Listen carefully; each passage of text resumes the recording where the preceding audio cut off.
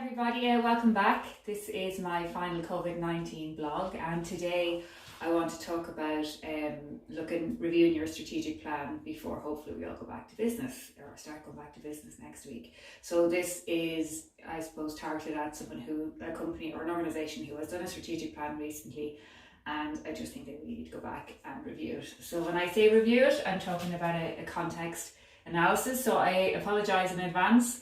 Drawing's not my forte, so my circles aren't great, but hopefully you can figure out where I'm coming from. So maybe just start here. So it's a context analysis of how your business operates, and you should always do this before you come up with your strategic plan and your strategic objectives. I would suggest that strategic plan should be for 3 years, kind of him and haul between 18 months and 3 years, but I think 3 years is reasonable. But you might have to do some scenario strategic planning. So depending on what your objectives are, I would suggest you go back and look at one of my articles. It looks at the various scenarios that might be the outcome of this whole COVID-19 virus with regards to when the vaccine will come, when a cure might come, the chances of it happening again, all those sort of things. Generally, I would say scenario planning is more at an operational level, but just because this is a bit unique, I would keep that in mind. So you might have more than one version of your strategic plan. You definitely shouldn't have more than 3 though. And essentially what we're going to do is we're going to look at our external context and our internal context, and we'll do a SWOT analysis on them. So you need to look at your strengths and your weaknesses on your internal context and the opportunities and threats that come from your external context. So the way this graph works is everything inside the red circle, your organisation can control to some extent. The closer to the centre, the more control you have over the specific heading, and the further out you go, the less control. So in here is what I call your identity. Now your identity is really just your organisation. It should link to your mission statement.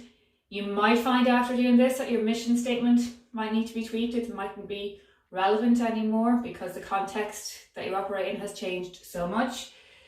So you have your main departments here. You have your finance, ICT, products and services, HR, marketing, and facilities. So all of these are going to change, could potentially change massively when you think of, the HR, the remote working, the flexible working hours that'll need to be supported by IT. Your product or services, again, are they relevant anymore? I would suggest you look at my article that I posted on, what customers want. We need to give them what they want rather than what we think they need. And again, I think what we've all learned in the past while is what people want has transformed. Marketing, less so. Facilities, again, that's your office layout. Health and safety is going to be a huge part of that. So they're all things within your control that you definitely need to review. Then stuff you've less control over is your landlord, your banks, your suppliers. This is a big one. If you're depending on international supply chains, I think we've all realised how vulnerable they can be in a global context. Your customers, again, it comes back to your product and services. You want to make sure these are linked. You need to connect again with your customers, which I'm sure you've been doing, just to make sure that you're still actually meeting their needs and that they've identified what their needs are. And then if you operate with any partners, obviously you need to be all heading in the same direction. And your landlord, this could be a big one, especially if you haven't been getting any income for the past while. So hopefully you have been engaging with your landlord and your bank and your suppliers over the last couple of months. So they're all your internal. So you're looking at your strengths and weaknesses under all these headings. And then we go to, hopefully you can still see, excellent. Then we go to, sorry, my daughter's doing the video for me. So then we go to the opportunities, the opportunities and threats when you look at our external context.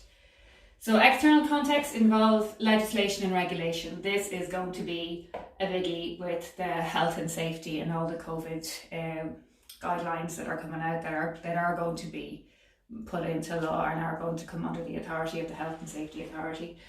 Government policy, again, this is always something you should consider because, it depending on who's in government can impact how you do your business.